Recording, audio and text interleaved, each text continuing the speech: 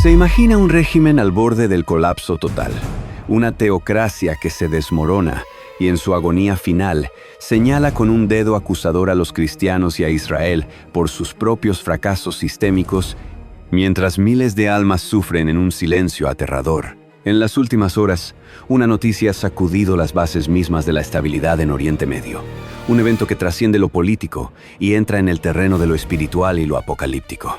Irán ha anunciado castigos masivos contra los cristianos y contra Israel, atribuyéndoles la culpa de un desastre nacional que, en realidad, revela las grietas profundas de un gobierno que muchos describen como satánico y que se encuentra en una crisis terminal.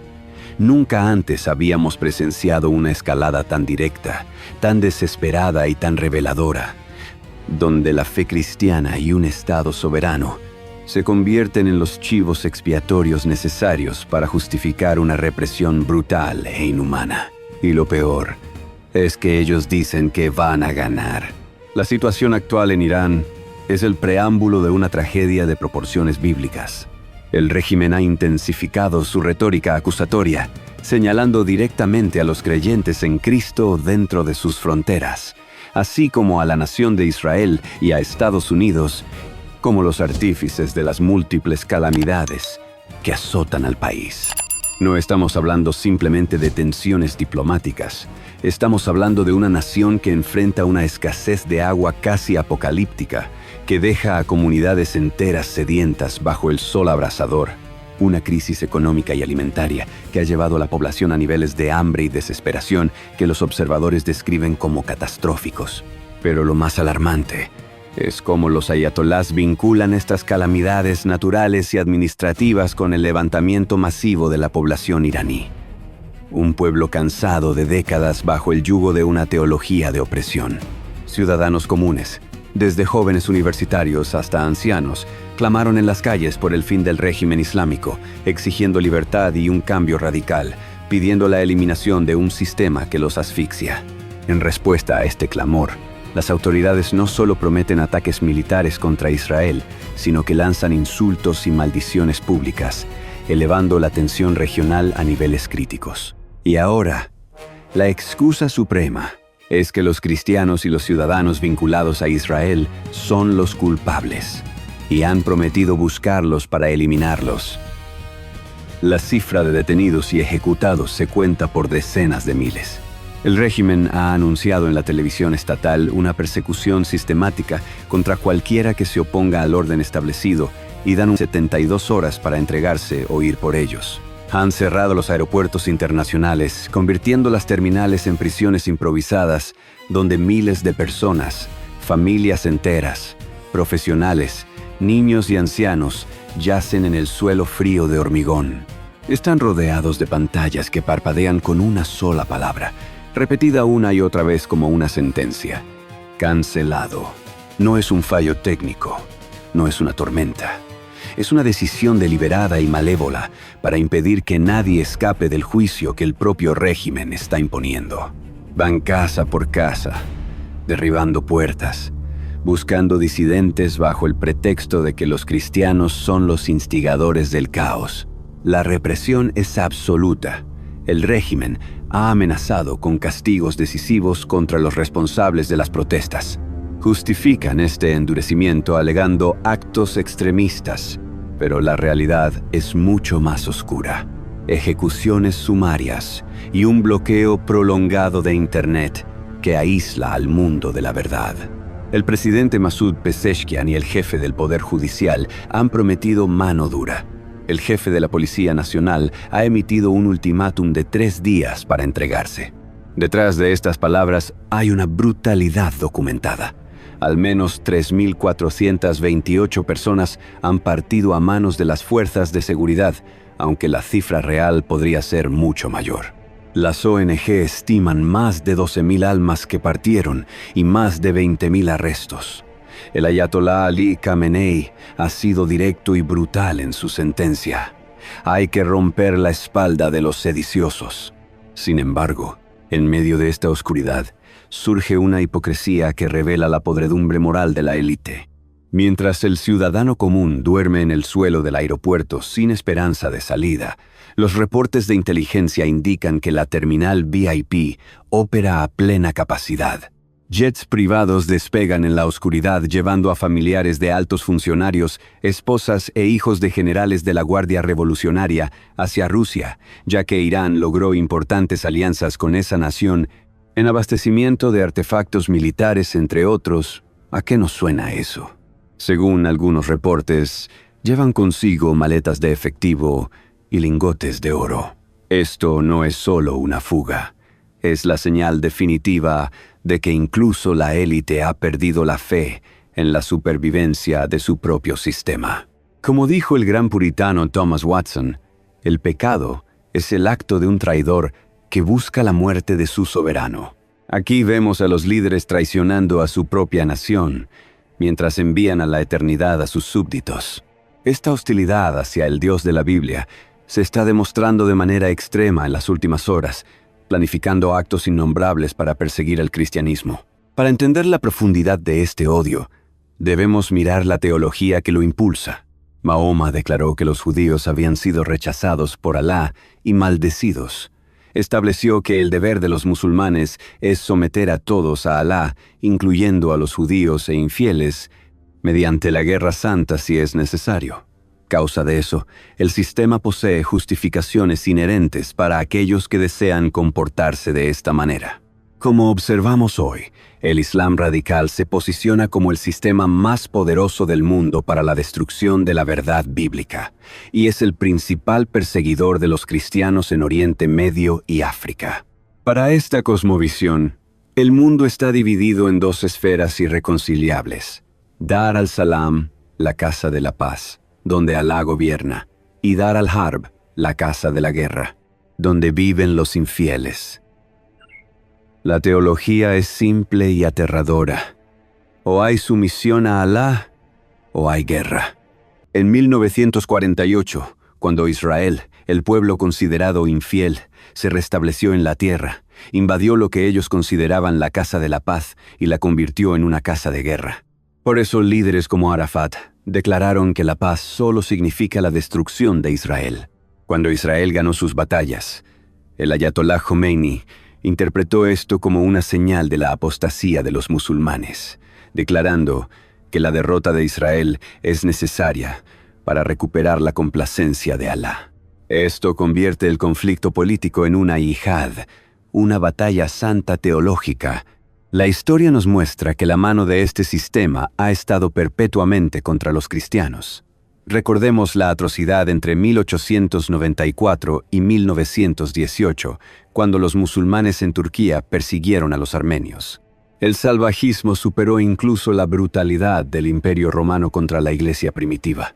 1 millón de armenios fueron eliminados mediante los actos más innombrables por este medio. Esto no es nuevo.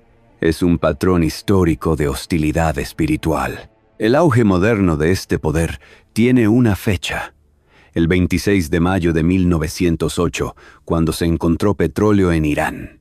La riqueza masiva inundó la región, proporcionando los recursos para financiar la yihad a escala global.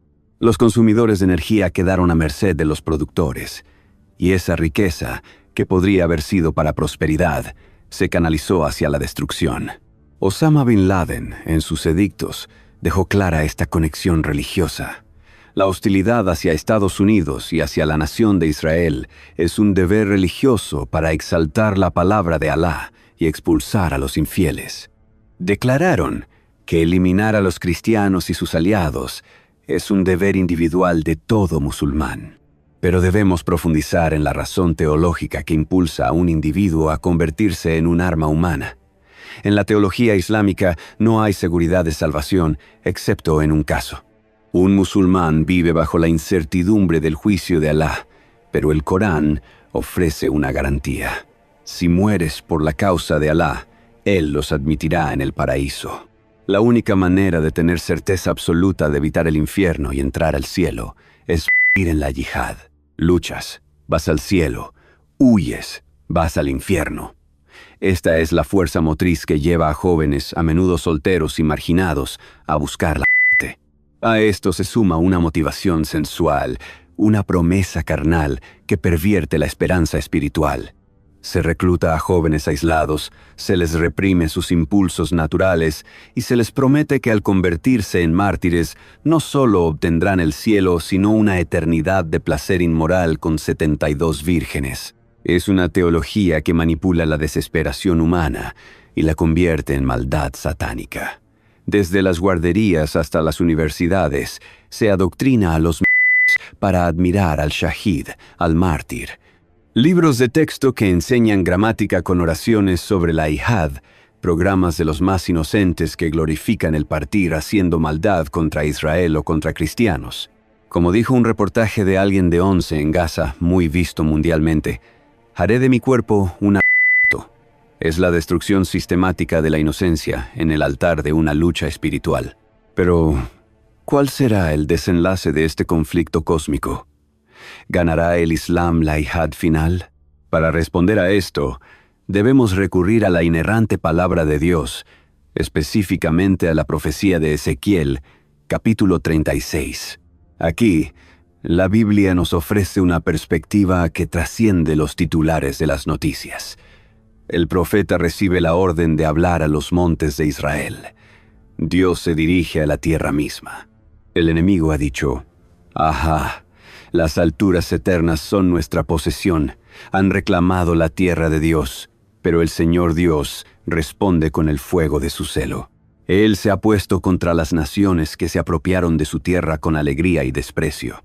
Dios declara, «He hablado en mi celo y en mi ira, porque habéis soportado los insultos de las naciones». Y promete que Israel será cultivado, sembrado y habitado nuevamente.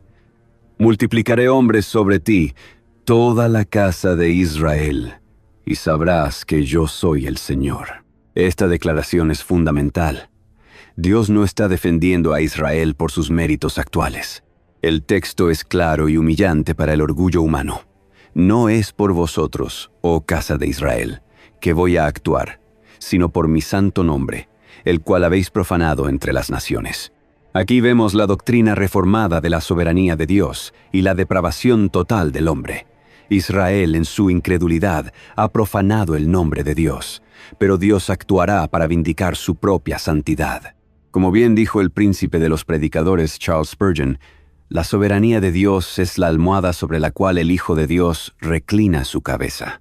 Dios salvará a Israel no porque sean buenos, sino porque Él es fiel a su pacto y celoso de su gloria. La profecía continúa con una promesa de regeneración espiritual que resuena con la teología del nuevo pacto. «Os rociaré con agua limpia. Os daré un corazón nuevo y pondré un espíritu nuevo dentro de vosotros. Quitaré el corazón de piedra de vuestra carne y os daré un corazón de carne». Esta es la obra monérgica de Dios. Él es quien actúa, quien regenera, quien salva. Y el resultado final será que las naciones sabrán que yo soy el Señor. No es Alá, no es el poder militar, es el yo soy, el que soy, quien reconstruye y planta. Sin embargo, mientras esperamos el cumplimiento final de estas profecías, vivimos en un mundo marcado por la tragedia, la guerra y la muerte repentina. La pregunta surge inevitablemente, ¿por qué permite Dios que sucedan estas cosas? ¿Por qué mueren miles en un terremoto, en un ataque o bajo la represión de un tirano? Muchos se preguntan si esto es el fin de los tiempos. Aunque vemos señales, como Israel en su tierra y el avance hacia una religión mundial, debemos entender la razón teológica de la muerte misma. La respuesta bíblica es dura pero necesaria. La paga del pecado es muerte. No hay injusticia en la muerte, porque todos hemos pecado. Como escribió el teólogo puritano John Owen, el pecado y el castigo están unidos por las cadenas de la justicia eterna de Dios. La muerte de 50,000 personas, o de una sola persona, es el resultado natural de la caída de Adán. Nos sorprendemos cuando la muerte llega en masa, pero olvidamos que la muerte es el destino seguro de todo ser humano. Vivimos bajo una gracia común constante. Cada aliento es un regalo inmerecido de Dios. Cuando ocurre un desastre, No es que Dios haya sido injusto, sino que ha retirado temporalmente su mano protectora de gracia para recordarnos nuestra fragilidad y nuestro destino. Jesucristo abordó este tema con una claridad penetrante en el Evangelio de Lucas, capítulo 13. Le contaron sobre unos galileos cuya sangre Pilato había mezclado con sus sacrificios. Eran hombres religiosos, adorando en el templo, y fueron masacrados de la manera más profana. La gente pensaba, ¿eran estos hombres más pecadores que los demás para sufrir tal destino? La teología popular siempre asume que la tragedia es un castigo directo por un pecado específico mayor que el del prójimo. Pero Jesús rompe ese esquema. Su respuesta resuena a través de los siglos. Os digo, no, antes si no os arrepentís, todos pereceréis igualmente. Jesús menciona otro evento, la caída de la torre en Siloé, un accidente de construcción o un desastre natural que mató a 18 personas. ¿Eran más culpables que todos los habitantes de Jerusalén? Os digo, no. El mensaje es aterrador y urgente. La diferencia entre las víctimas y los sobrevivientes no es de naturaleza, sino de tiempo y gracia soberana. Todos somos pecadores merecedores de juicio. La palabra griega aquí implícita para arrepentimiento es metanoia, un cambio radical de mente, un giro de 180 grados hacia Dios. Sin metanoia, el destino final es la perdición eterna, que es infinitamente peor que una muerte física violenta. El teólogo puritano Richard Baxter solía decir, «Prediqué como quien nunca volvería a predicar, y como un hombre moribundo a hombres moribundos». Esa es la urgencia que Jesús nos transmite. Vivimos en tiempo prestado. Jesús ilustra esto con la parábola de la higuera estéril. El dueño busca fruto y no lo encuentra. La justicia exige, córtala. ¿Para qué inutiliza también la tierra? Pero el viñador intercede. Señor, déjala todavía este año. Si da fruto, bien, y si no, la cortarás después. Amigos, esa es nuestra situación hoy. Cada día que amanecemos es porque el viñador ha pedido, déjalo todavía este día. Dios, en su misericordia, está reteniendo el juicio final para dar espacio al arrepentimiento. Pero la paciencia de Dios no es infinita. El hacha ya está puesta a la raíz de los árboles. La crisis en Irán, la violencia en Oriente Medio, los desastres que vemos, son recordatorios divinos. Dios nos está diciendo, van a morir y no tienen control sobre ello. De vez en cuando tengo que mostrarles un ejemplo claro de hacia dónde se dirigen. Creemos que tenemos derecho a vivir, pero la vida es gracia. Entonces, ¿cuál debe ser nuestra respuesta ante este panorama apocalíptico y teológico? Primero, debemos entender que la historia se dirige hacia la glorificación de Dios. Israel será salvo, las naciones conocerán al Señor y el mal será castigado. Pero a nivel personal, el llamado es al arrepentimiento inmediato. Es hora de dejar la trivialidad. Como iglesia, debemos recuperar la seriedad de la eternidad. Basta de entretenimiento barato en los púlpitos. Es hora de hablar de vida y muerte, de cielo e infierno, de la santidad de Dios y del pecado del hombre. Y finalmente, nuestra actitud hacia el mundo musulmán no debe ser de odio, sino de compasión misionera. Ellos están atrapados en un sistema de engaño que no ofrece seguridad de salvación, salvo por la muerte violenta. Nosotros tenemos el mensaje de la vida. Tenemos al Salvador que murió por sus enemigos para hacerlos amigos. Los musulmanes son nuestro campo misionero. Necesitan escuchar que hay perdón, que no necesitan derramar su propia sangre ni la de otros, porque la sangre del Cordero de Dios ya fue derramada para redención. El mundo está cambiando. Las sombras se alargan. Irán se sacude. Israel está en el centro de la tormenta, y la profecía avanza inexorablemente. Pero usted, que escucha esto hoy, todavía está vivo.